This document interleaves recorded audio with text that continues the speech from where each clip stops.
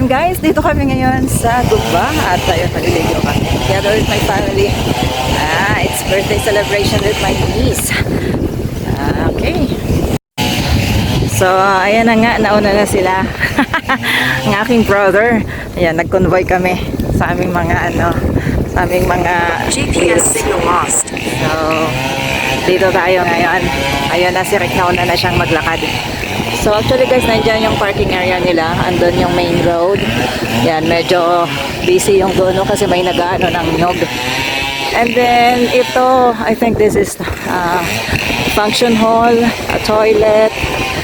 Ayan, may ano sila, oh, ang ganda. May ano ang tawag dun, yung yung paddle. Yan, may paddle. Yung pang surf. Okay, so eto ang going din dito sa kabila. Yung din ang mga ito.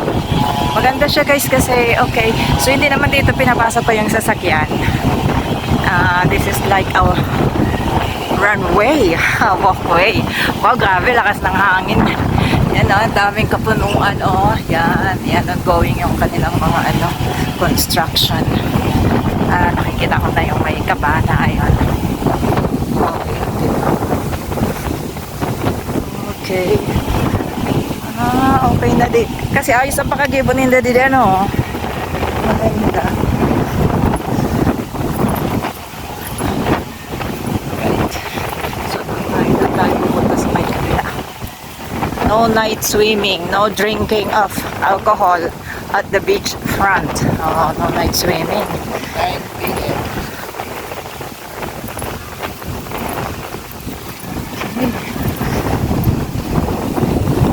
Tingnan natin anong to. May surf lesson dito. Yan, maganda. Learn how to ride the waves. We offer surf lesson. Beginners 500, intermediate 650, and board rental. Okay, so ito yung dito yung sa dulo. Dito kami sa dulo nag-park. So doon tayo pupunta sa may mga cabana or cottages. Ganda dito kasi medyo pa siya, luxury.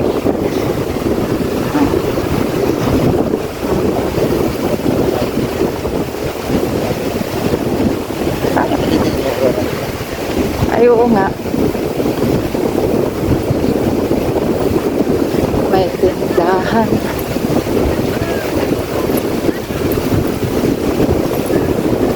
Ayan. Inagaan na skate. Dali na kita maglakad kay si Rick solo-solo.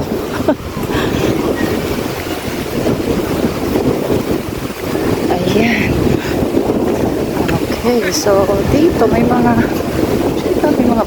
bahay siguro to guys dito sa tabing dagat or mga caretaker. Ayan, tindahan, banlawan. O diba? May naglagay din ng kanilang tent. Bata.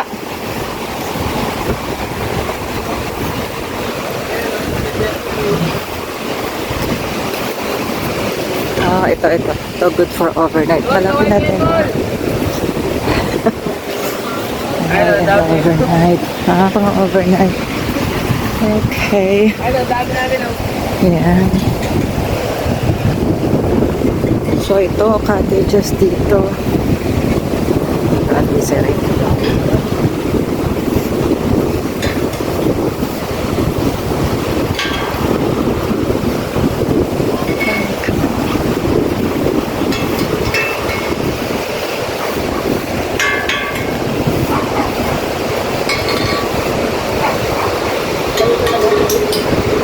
Diri ko tao.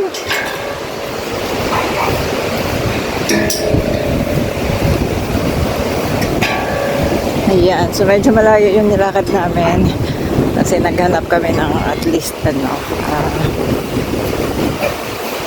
area na medyo okay.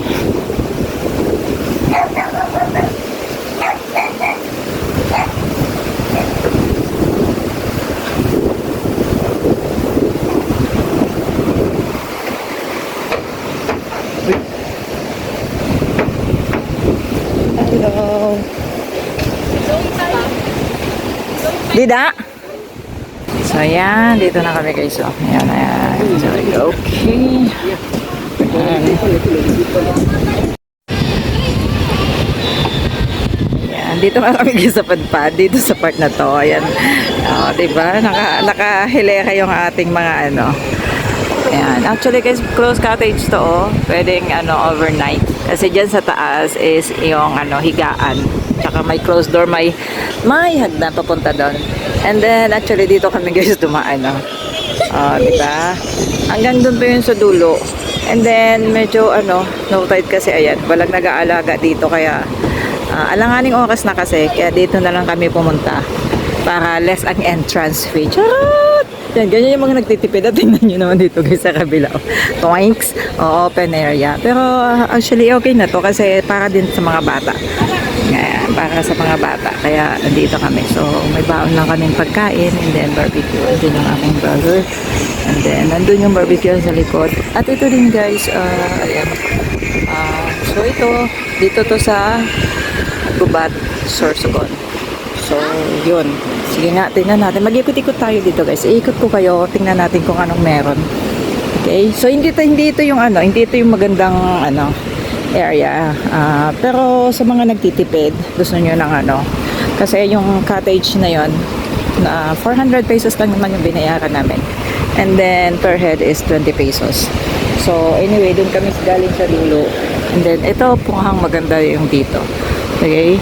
So, doon mag-enjoy yung mga bata. And parang wala na mga naliligo as of now. Bawal dito guys yung night swimming sa Rizal Beach. Pero actually guys, maganda yung buhangin dito. Okay? Maganda yung buhangin dito kasi yan pinong-pino. Kaya hindi na nga ako nagdala ng aking water shoes kasi alam kong pino yung buhangin dito pag lumusong ka sa tubig. Hindi kagaya sa ibang dagat. Let's say sa Bacon Beach may mga parang may bato-bato na So, dito napakapino ng buhangin. So, dito lang kasi guys walang nag-aalaga. Kasi nga dito kami pumunta sa pang-economy. Ganun, pang-economy. So, ayun na.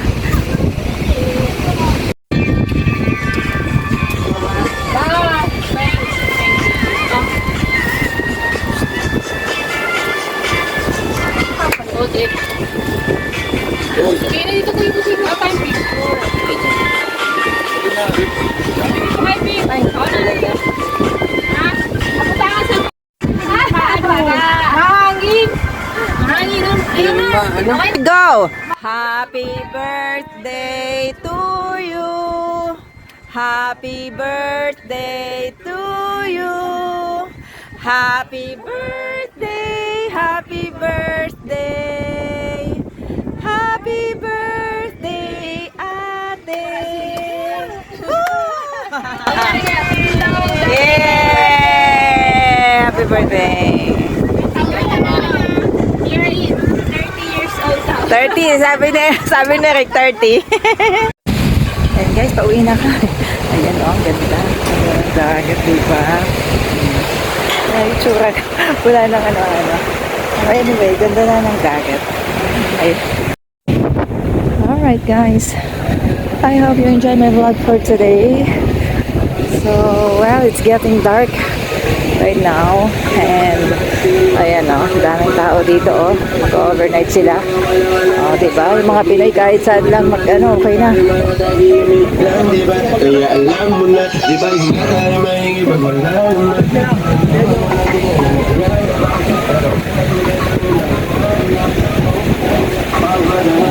Magsipag-tent lang sila.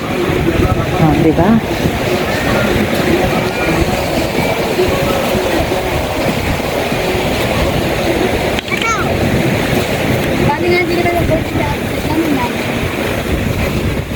Yan guys, dami kong dala kaya medyo mabigat habang pitpit ko diba?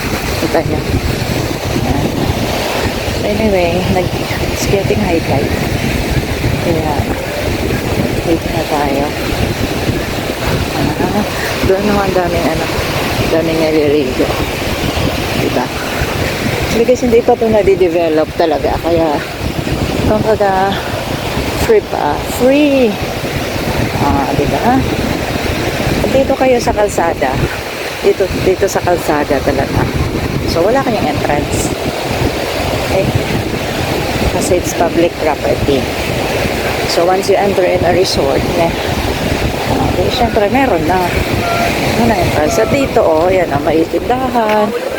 Yan, may bilihan. Yan, may mga mesa-mesa. Yan. Yan. Meron pang papunta talaga doon. Papunta doon. At dito tayo papunta sa ating car park. Ang car park guys doon sa may dulo.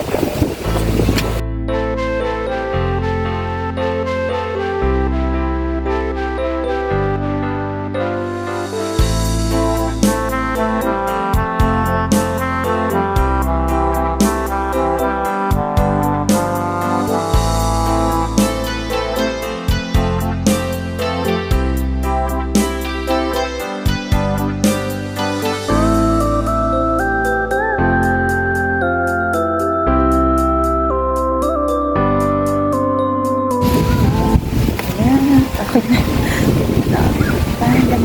Bye-bye. See you again on my next vlog. It's your Recordings President. Thank you so much for supporting me, guys. I'm always watching my videos. So I'm so thankful and grateful. So hope to see you again. And don't forget to hit the like button and subscribe button for more upcoming videos. Bye!